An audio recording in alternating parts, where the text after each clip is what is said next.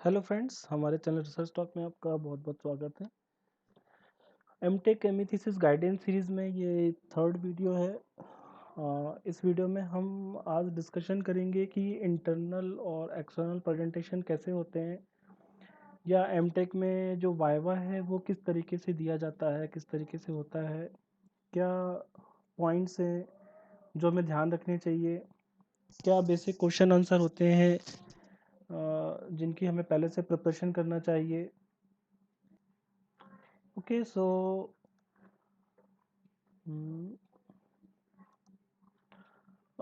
यदि आपने हमारा पुराना वीडियो नहीं देखा तो पहले वो वाला वीडियो देख लीजिए जिसमें हमने एमटेक एमई थीसिस किस तरीके से बनाई जाती है, क्या बेसिक स्टेप्स होते हैं, उसमें हमने सारा डिटेल से बताया हुआ है।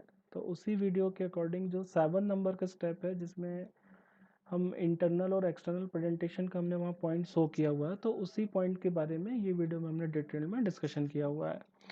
तो नॉर्मल जब अपना एमटेक रिपोर्ट बन जाती है, थीसिस अपनी कंप्लीट हो जाती है, रिसर्च वर्क हो जाता है, तो फिर हमको कॉलेज में प्रेजेंटेशन के फॉर्म में वो चीज़ें बतानी होती हैं। दो तरीके के प्रेजेंटेशन होते हैं। एक इंटरनल प्रेजेंटेशन होता है जिसमें डिपार्टमेंट की फैकल्टीज एचओडीज प्रेजेंटेशन लेते हैं।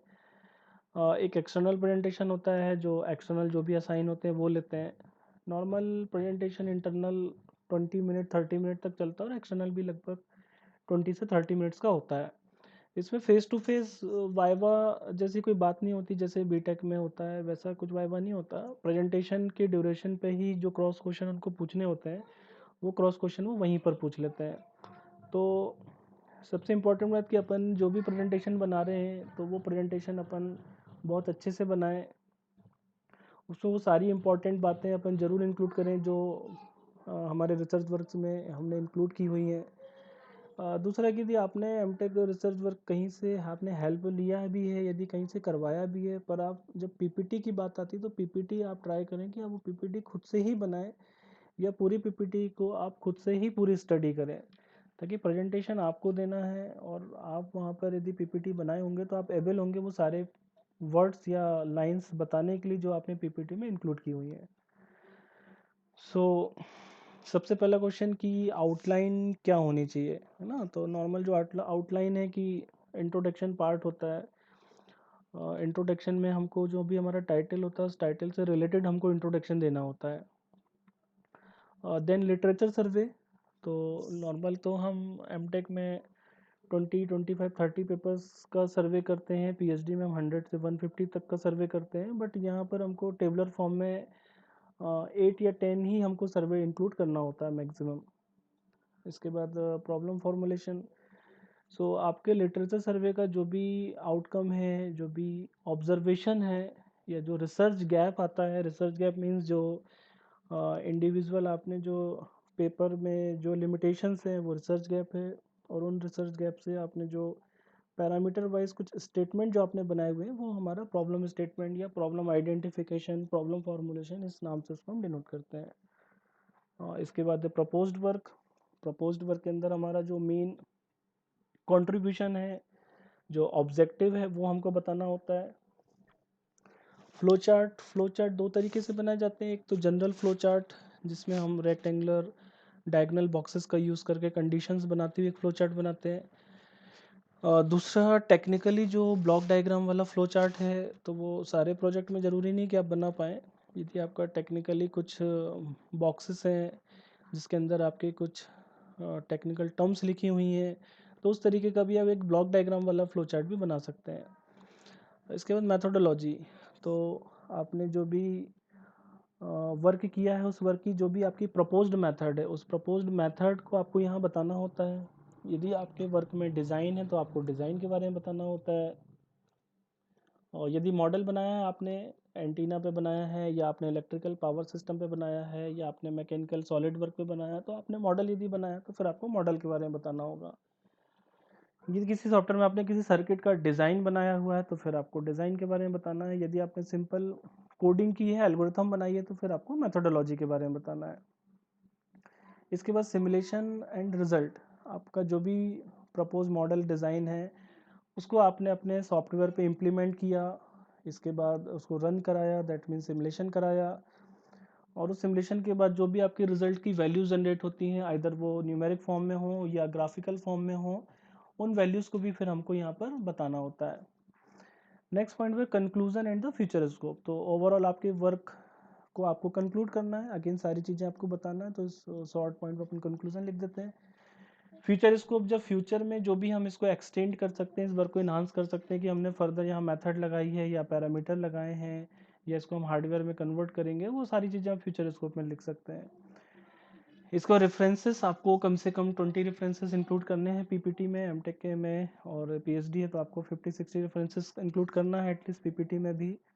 रेफरेंसेस अपन नॉर्मली IEEE डिजिटल लाइब्रेरी से लेते हैं ज़्यादातर रेफरेंसेस, एल्सवेयर स्ट्रेंजर से भी हम लेते हैं कुछ अच्छे पेपर यदि वहाँ मिल जाते हैं तो। और फिर लास्ट में लिस्ट ऑफ पब्लिकेशन, जितने भी पेपर आपने अपने रिसर्च वर्क के ड्यूरेशन में पब्लिश किए हैं या अभी पब्लिश नहीं भी हैं, जो कम्युनिकेटेड है किसी नेशनल इंटरनेशनल कॉन्फ्रेंस या जर्नल से, वो भी हमको यहाँ पर शो करना होता है। तो बेसिकली फ्रेंड्स ये पॉइंट्स हैं जिन पॉइंट्स को हमें अपनी पीपीटी में इंक्लूड करना चाहिए। बाकी यदि आप पीपीटी जब देते हैं तो आप, मेरा सजेशन ये है कि आप पीपीटी देने से पहले अपने इंटरनल या इंटरनल जो आपके गाइड हैं, एचओडी हैं, उनसे भी एक बार आप बैठ कर डिस्कशन कर लें कि ये सारे पॉइंट्स में हमको क्या रखना है या पॉइंट्स हमारे ठीक हैं या नहीं, एक बार उनसे आप ज़रूर एडवाइस ले लें, क्योंकि ओवरऑल वो आपके गाइड है ना, वो आपको गाइड करेंगे ही। ओके, सब अपन क्वेश्चन आंसर में आते हैं।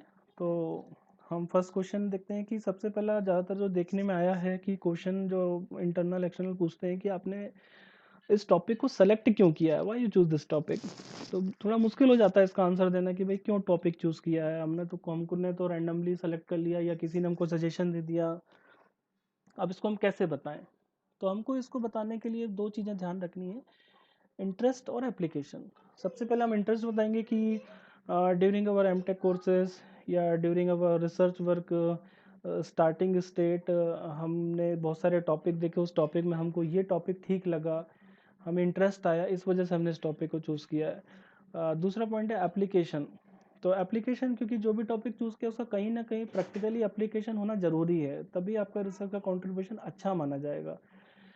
तो एप्लीकेशन आप ज़रूर देख लें कि जो भी टॉपिक लिया है उसका एक अच्छी जगह पर एक इंडस्ट्रियल में लेटेस्ट एप्लीकेशन उसका होना चाहिए, और वो आपको 2-3 लाइन में पॉइंट्स पता भी होना चाहिए।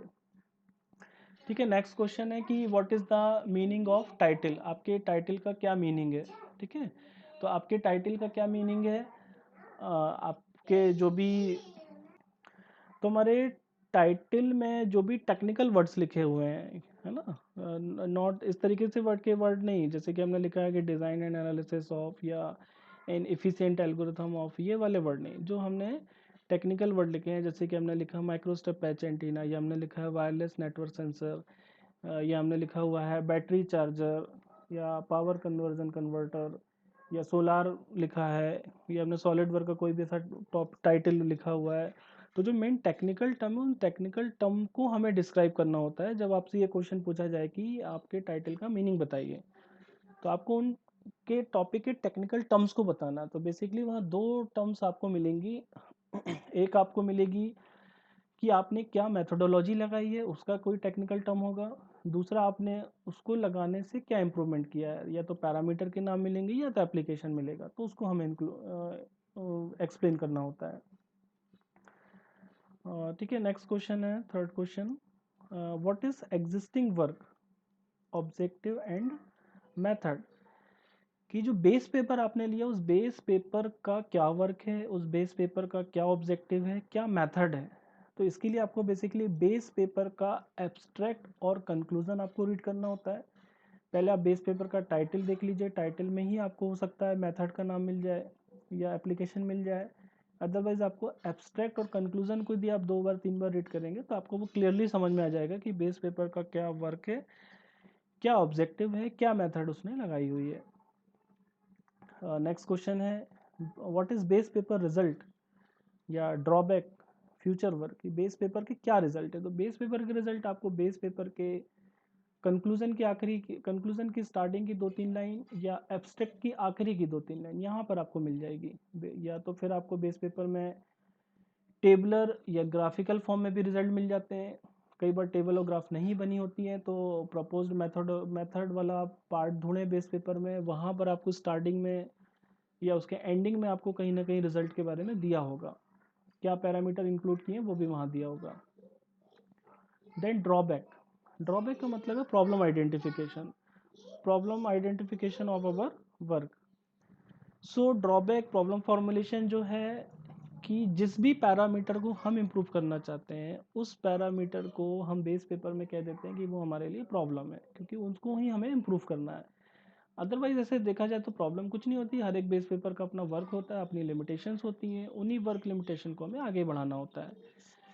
फ्यूचर वर्क बेस पेपर में जनरली आपको कंक्लूजन की आखिरी 3-4 लाइनें वहाँ पर आपको मिल जाएगा। बहुत सारे बेस पेपर में क्लियरली लिखा रहता है कि इस मेथडोलॉजी को फर्दर हम ऐसे इन्हांस करते हैं, और बहुत से बेस पेपर में नहीं लिखा होता है। तो जो नहीं लिखा है तो भी आप उसका जो वर्क है उससे रिलेटेड आप समझ सकते हैं कि उसमें जो भी वर्क किया है आपको उसी वर्क को दूसरी मेथड लगा के कुछ और पैरामीटर को लेते हुए इन्हांस करना है, या एग्जिस्टिंग पैरामीटर को भी आप इन्हांस कर सकते हैं एग्जिस्टिंग मेथड लगाते हुए। तो कुछ आपको नया उसमें इंक्लूड ज़रूर करना होगा, एक्सटेंशन दिखाना होगा। मॉडल है तो आप मॉडल में भी कुछ एक्सटेंशन आप बता सकते हैं कि हमने ये कंपोनेंट एक्स्ट्रा लगाया है। एंटीना डिज़ाइन की तो एंटीना में भी आप एक नया तरीके का डिज़ाइन कर सकते हैं, उसी रेजोनेंट फ्रिक्वेंसी के आसपास आपका रेजोनेंट आ जाना चाहिए, उसी बैंड पर आपका वर्क होना चाहिए। और वायरलेस इमेज के वर्क हैं तो उसकी जो भी पैरामीटर्स है वो हम वहाँ पर इन्हांस कर सकते हैं, तो वो हमारा फ्यूचर वर्क हो जाता है। नेक्स्ट क्वेश्चन है outcome of literature survey. So external कई बार पूछते हैं कि ओके सो लिटरेचर सर्वे में तो ज़्यादा इंटरेस्टेड होते नहीं है वो सुनने में, बट वो क्वेश्चन पूछ लेते हैं कि व्हाट इज़ योर ऑब्जर्वेशन, आपने क्या ऑब्जर्वेशन किया लिटरेचर सर्वे का, क्या आउटकम था और लिटरेचर सर्वे का। तो वो हम उसको कहते हैं कि वो हमारा रिसर्च गैप है या प्रॉब्लम फॉर्मुलेशन है। सो प्रॉब्लम फॉर्मुलेशन को स्टेटमेंट में हम 2-3 स्टेटमेंट में लिख सकते हैं, कुछ पैरामीटर को इंक्लूड करते हुए लिखते हैं कि एग्जिस्टिंग सपोज बैंडविड्थ जो थी वो कम थी, या सिग्नल टू नॉइस रेशो कम है जिसे हम इन्हांस करना चाहते हैं, या किसी मॉडल का पावर फैक्टर कम है, या लॉसेस ज़्यादा हैं तो हम लॉसेस कम करना चाहते हैं। तो इस तरीके के स्टेटमेंट हम प्रॉब्लम फॉर्मुलेशन में लिख सकते हैं। नेक्स्ट क्वेश्चन हम देखते हैं कि डिफाइन दी प्रॉब्लम स्टेटमेंट। अब प्रॉब्लम स्टेटमेंट को आपको 2-3 वर्ड में जो लिखा है उसको थोड़ा आपको इन्हांस करना है, कि यदि आपने लिखा हुआ है कि हमें सपोज एंटीना के लिए कि बैंडविड्थ हमारी कम है, तो फिर हमें ये बताना है कि तो कि फर्दर हम इसको क्या करेंगे कि हम बैंडविड्थ को इंक्रीज़ करेंगे। तो प्रपोज्ड वर्क में जो भी हम इंक्रीज़ कर रहे हैं उसी को जस्ट अपोजिट फॉर्म में हम प्रॉब्लम स्टेटमेंट में लिख देते हैं।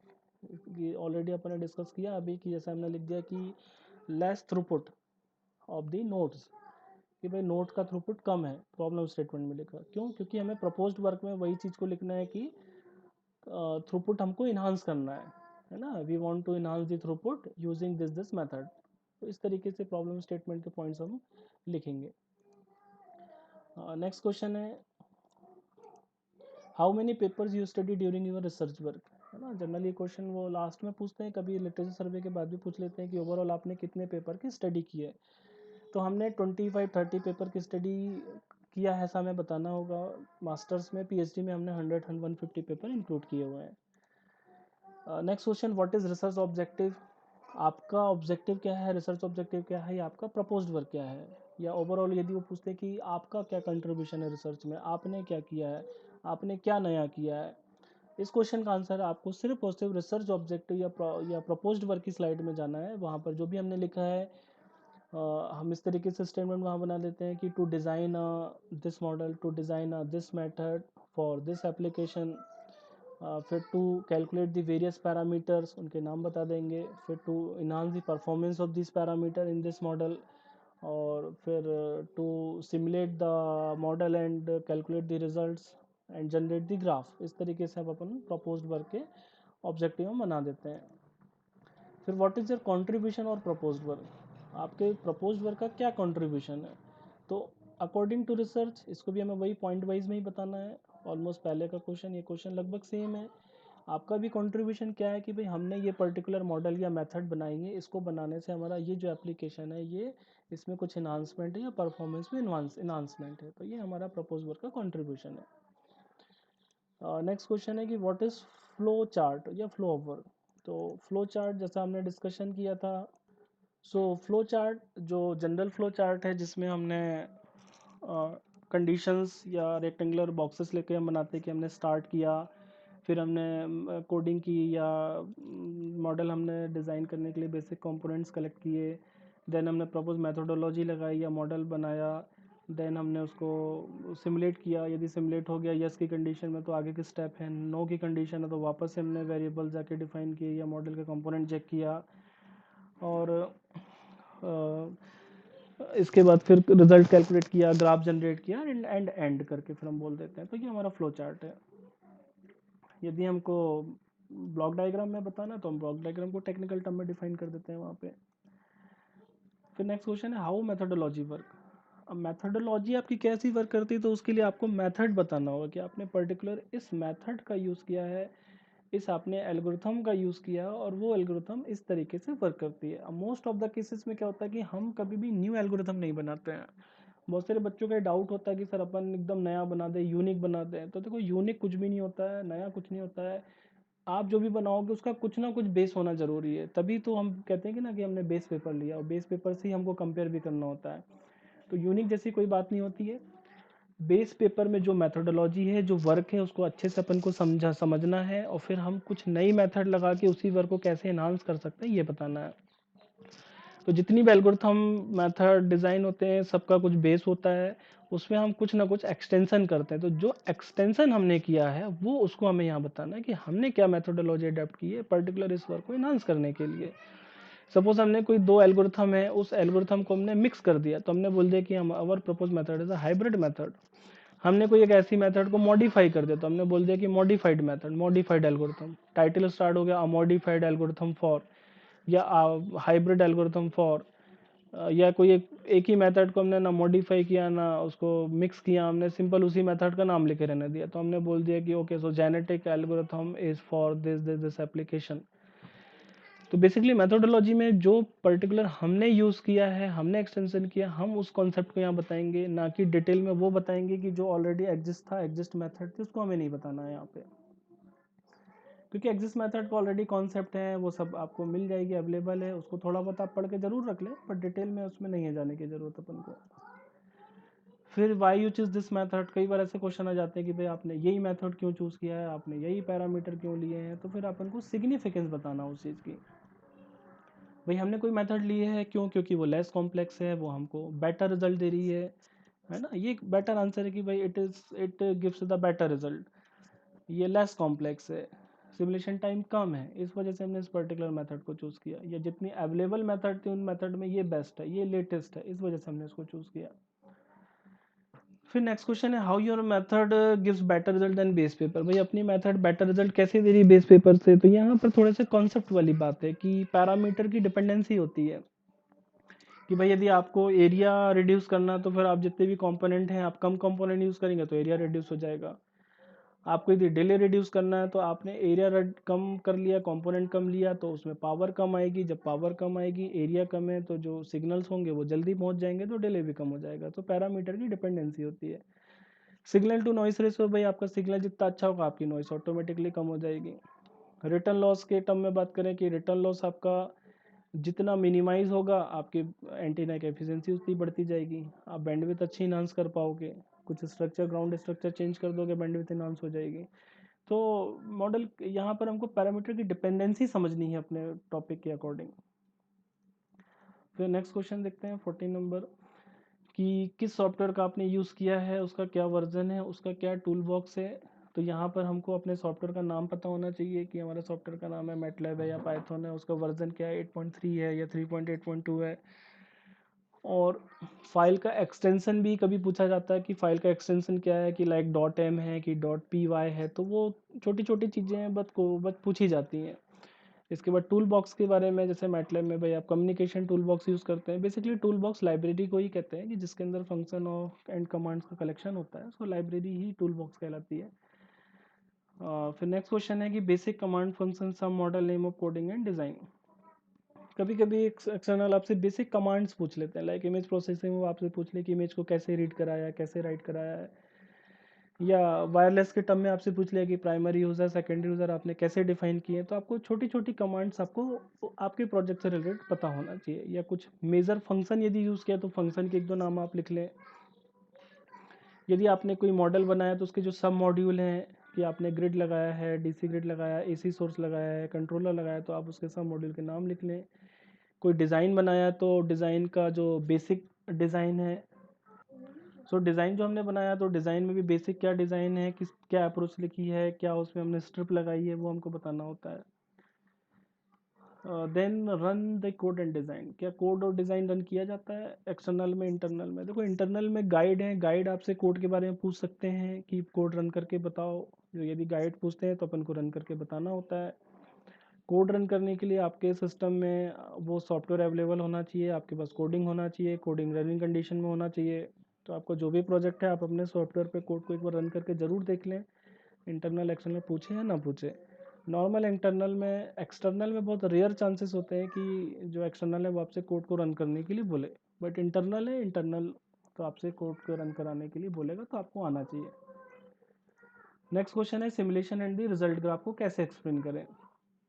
तो देखिए दो तरीके के सिमुलेशन रिजल्ट ग्राफ होते हैं। कुछ चार्ट के फॉर्म में होते हैं, like bar chart, line chart, और कुछ जो होते हैं वो आपके वर्क के आउटपुट होते हैं।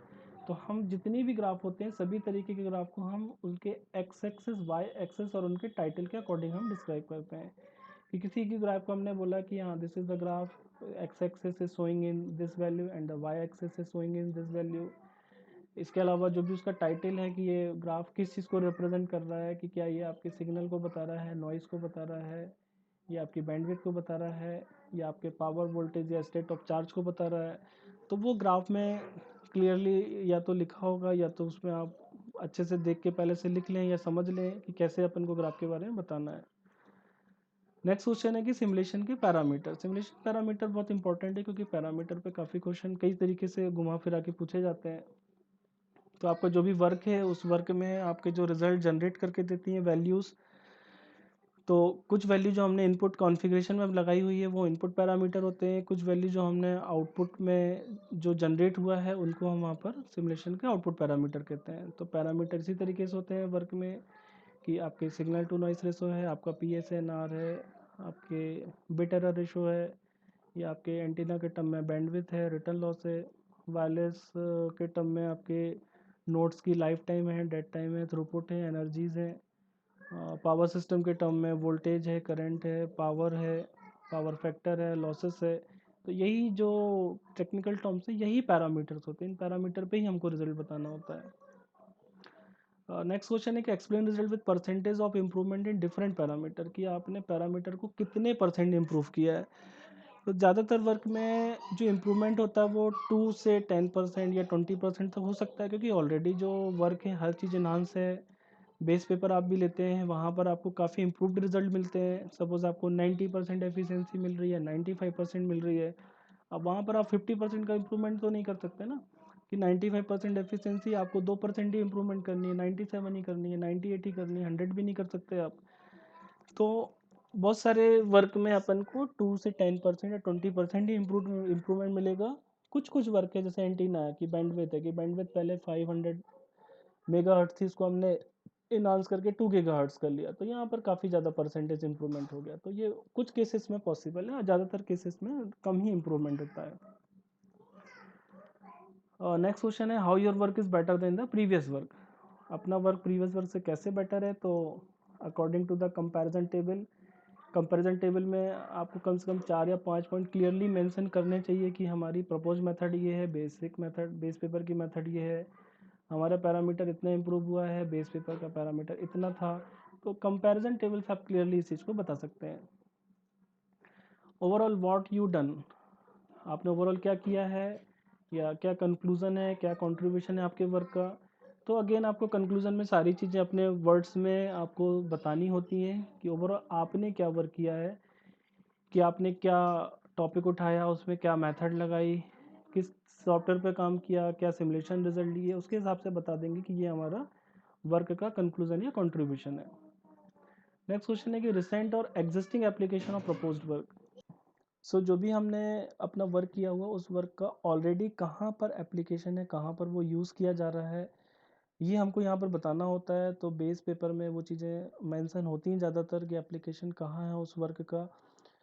तो हमारा भी जो वर्क है जो भी मेथड हमने लगाई है और जो भी हमने एप्लीकेशन लिया है, उस एप्लीकेशन को हमको स्पेसिफिक बताना है कि पर्टिकुलर हमारा होम एप्लीकेशन है, इंडस्ट्रियल एप्लीकेशन है, या इलेक्ट्रिक व्हीकल में एप्लीकेशन है, या किसी एफपीजीए आईसी पर है, या किसी लैपटॉप पे, कंप्यूटर पे, किसी भी एडवांस चीज़ों पे एप्लीकेशन है। तो हमको स्पेसिफिक मेथड वाइज और एप्लीकेशन वाइज हमको पेपर में चेक करना होता है, बेस पेपर में और हमारे वर्क में, कि उसको हम कहाँ पर अप्लाई करेंगे।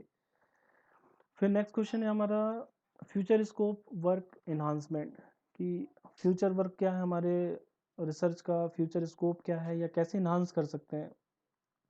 तो जो भी हमारा रिसर्च टॉपिक है, जो भी हमने प्रॉब्लम फॉर्मुलेशन लिया था बेस पेपर को देख के, तो हमारे पेपर को हम और कैसे एक्सटेंड कर सकते हैं, इस पॉइंट्स के बारे में हम सोचेंगे तो हमें इसका आंसर मिल जाएगा कि हम अपने वर्क को और पैरामीटर पे कैलकुलेट कर सकते हैं, और डिफरेंट मेथोडोलॉजी हम लगा सकते हैं, या डिफरेंट एप्लीकेशन के लिए हम बना सकते हैं, इसको हम हार्डवेयर पे करके देख सकते हैं, वेरियस कंडीशन पे रन कर देख सकते हैं। तो ये सारे पॉइंट को हम जब लिखेंगे तो ये हमारा फ्यूचर स्कोप हो जाएगा। फिर नेक्स्ट पॉइंट है कि हाउ टू राइट कोड और make design, how to write thesis research. भाई आपने कोड कैसे बनाया, कैसे लिखा, थीसिस कैसे बनाई है, रिसर्च कैसे की है। जनरली ये क्वेश्चन भी इंटरनल भी पूछते हैं, एक्सटर्नल भी पूछते हैं, तो यहाँ पर आपको थोड़ा स्मार्टली आंसर देना होगा कि यदि एक्सटर्नल आपसे पूछा है तो आप उसको ये बोलें कि हमने with the help of guide, या with the help of HOD या डिपार्टमेंटल फैकल्टी मेंबर्स, इनकी हेल्प से या कॉलेज की हेल्प से हमने कोडिंग या थीसिस राइटिंग की है। यदि आपसे इंटरनल ऐसा क्वेश्चन पूछते हैं कि आपने कोडिंग कहाँ से की है, और आपने कोडिंग यदि बाहर से की है, बाहर से करवाई है, तो तब भी आप ऐसा कभी ना बोलें कि हमने जो कोडिंग है वो बाहर से किसी से हेल्प ली है। आप ये बोलें कि आपके किसी भी रिलेटिव ने, या किसी कॉलेज की फैकल्टी ने, उन्होंने आपकी हेल्प की हुई है।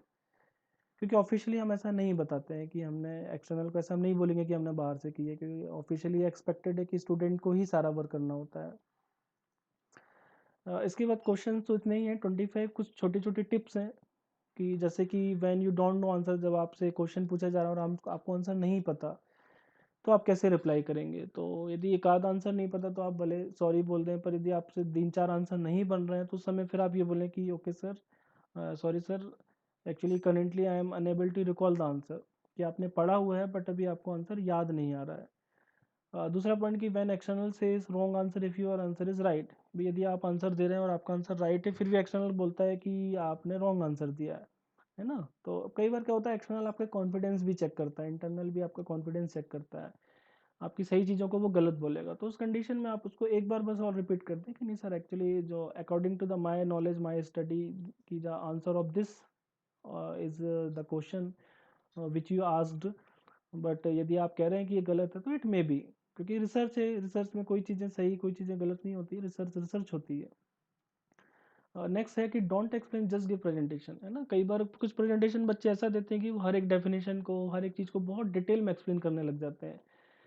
तो आपको यहाँ पर एक्सप्लेनेशन डिटेल में नहीं करना है, क्योंकि आपको बच्चों को पढ़ाना नहीं है, आपको अपना वर्क का, रिसर्च का प्रेजेंटेशन देना है। तो आप उसको बहुत ज़्यादा डीप में ना जाए, ओवरव्यू देते हुए आप अपने स्लाइड को आगे बढ़ाते जाए। गिव शॉर्ट आंसर, यदि एक्सटर्नल आपसे क्वेश्चन पूछता है तो कोशिश करें कि हम 1 या 2 लाइन में ही उसका आंसर दे दें, क्योंकि हम जितना ज़्यादा डिटेल में बोलेंगे, क्रॉस क्वेश्चन उतने ज़्यादा होंगे। एक्सटर्नल नॉर्मली क्या करेंगे कि आपके उन्हीं बोले हुए वर्ड्स, बोले हुए सेंटेंस में से वर्ड्स पकड़ेंगे और उन्हीं में से वो आपसे दोबारा क्वेश्चन पूछेंगे। नेक्स्ट है कि don't argue in any case. कई बार ऐसी हॉट कंडीशन बन जाती है कि एक्सटर्नल आपको डांटने लग गए किसी बात को लेके, या कोई गलती हो गई आपकी फाइल में, या आपके बिहेवियर में, आपकी टॉकिंग स्टाइल में, या give way of giving answer में, तो आर्ग्यूमेंट जैसी कंडीशन आ जाती है। तो उस कंडीशन में आप एकदम वहाँ शांत रहें, क्योंकि आपका वहाँ फाइनली वाइवा चल रहा है। किसी भी तरीके से आप आर्ग्यूमेंट करने की बिल्कुल भी कोशिश ना करें, क्योंकि सीधा सीधा फिर उसका उसका असर आपके मार्क्स पे चला जाता है। तो आपसे आंसर बन रहा है नहीं बन रहा, बट आप कोशिश करें कि आप वहाँ शांत रहें। नेक्स्ट टिप है well dress up and clear communication. कई बार बच्चे ड्रेसिंग का सेंस का ध्यान नहीं रखते हैं, इनफॉर्मल पहन के चले जाते हैं वाइवा देने के लिए, वो भी थोड़ा बैड इम्पैक्ट होता है। तो आपको एक ड्रेसिंग सेंस का ध्यान रखना है, आप फॉर्मल और क्लीन होके अच्छे तरीके से जाएं आप, क्योंकि आप वाइवा देने जा रहे हैं एमटेक का, आप एमटेक होल्डर बनने वाले हैं, पीएचडी होल्डर बनने वाले हैं, तो आप ड्रेसअप का बहुत ध्यान रखें। क्लियर कम्युनिकेशन, कम्युनिकेशन में कई बच्चों को डाउट होता है कि हिंदी में प्रेजेंटेशन दे, इंग्लिश में प्रेजेंटेशन दे, कैसा प्रेजेंटेशन दे। तो आप कोशिश यही करिए कि जब आपका प्रेजेंटेशन स्टार्ट होता है तो आप अपना इंट्रोडक्शन इंग्लिश में ही दें, आपका जो कंटेंट एक्सप्लेनेशन है इंग्लिश में दें, आपका जो इंट्रोडक्शन पार्ट है आप उसको अच्छे से पहले से रट लें, तैयार कर लें, वो आप कम से कम इंग्लिश में दें। उसके बाद की जो स्लाइड है, लिटरेचर सर्वे, प्रॉब्लम फॉर्मुलेशन, प्रपोज्ड वर्क, यहाँ पर यदि आप अच्छे से एक्सप्लेन करना है और अभी भी आप इंग्लिश में कंफर्टेबल नहीं है तो फिर आप हिंदी इंग्लिश मिक्स करके बोल सकते हैं। या यदि आपको ऐसा लग रहा है तो फिर आप एक्सटर्नल से ही परमिशन ले लें इंट्रोडक्शन तक इंग्लिश में बोलने के बाद कि सर क्या मैं कॉन्सेप्ट को अच्छे से एक्सप्लेन करने के लिए क्या मैं हिंदी लैंग्वेज यूज़ कर सकता हूँ। यदि आप बहुत पोलाइट तरीके से उनसे पूछेंगे तो वो ज़रूर आपको उसकी परमिशन दे देंगे। पर कई बार ऐसा होता है कि इंटरनेशनल आपसे स्ट्रिक्टली बोल देते हैं कि नहीं आपको इंग्लिश में ही आंसर देना है। तो यदि ऐसा भी है तो फिर आप उसके लिए मेंटली पहले से प्रिपेयर रहें कि इंग्लिश में भी आपको एक दो बार प्रैक्टिस आपको घर पे अच्छे से कर लेनी चाहिए। नेक्स्ट टिप है फुल फॉर्म एंड डेफिनेशन। तो आप जितने भी आपके शॉर्ट फॉर्म लिखे हुए हैं पीपीटी के अंदर, उन पीपीटी के अंदर के शॉर्ट फॉर्म को खासकर आप एक जगह पेपर पे लिख के रख लें और उनको तैयार कर लें कि उनका जो फुल फॉर्म है वो क्या फुल फॉर्म है। डेफिनेशन कुछ ऐसी टेक्निकल टर्म है, यदि वो पूछते हैं कि what is the meaning of this term तो एटलीस्ट आपको थोड़ा थोड़ा उनके बारे में पता होना चाहिए।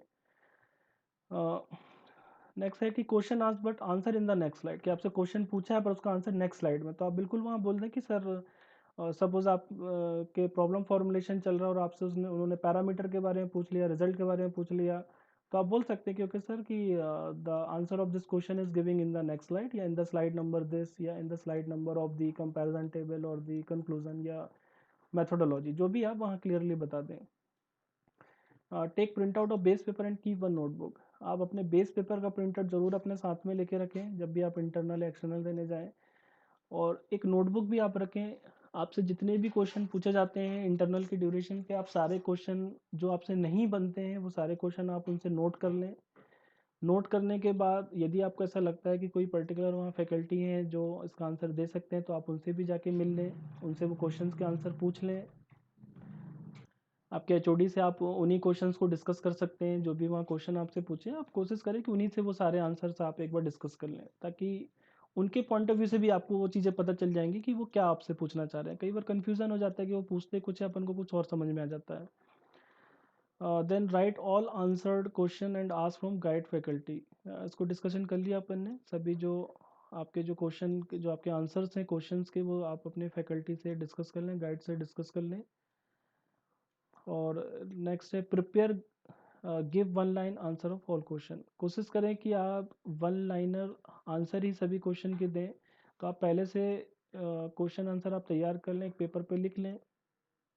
इस वीडियो में हमने जितने भी 25 क्वेश्चन डिस्कशन किए हैं, मोस्ट ऑफ द केसेस में इन क्वेश्चन से लगभग 80% तक आपका वाइवा जो है कवर हो जाता है। और यदि आपने लगभग 80% आपने आंसर्स दे लिए तो वो सफिशियंट है। इंटरनल एक्सटर्नल की एक्सपेक्टेशन स्टूडेंट से इतनी ही होती है कि उसने जो भी वर्क किया है वो उस वर्क को प्रॉपर तरीके से जस्टिफाइड कर सके, सारी बेसिक उसको जो है आंसर्स उसको पता हो, नॉलेज हो। तो हमारा चैनल रिसर्च टॉक है, आप इसे सब्सक्राइब करिएगा। यदि वीडियो आपके को पसंद आई हो तो आप इसे लाइक कीजिएगा। अपने फ्रेंड्स को भी शेयर कीजिएगा जिनका भी जो भी रिसर्च कर रहे हैं, एमटेक के हों, पीएचडी के हों, जिनको नीड होती है और जिनको कन्फ्यूजन्स होता है कि हम किस तरीके से वाइवा के लिए प्रिपेयर करें, तो उन सब के काम आ सकता है ये वीडियो। तो आप इसको ज़्यादा से ज़्यादा शेयर करिएगा।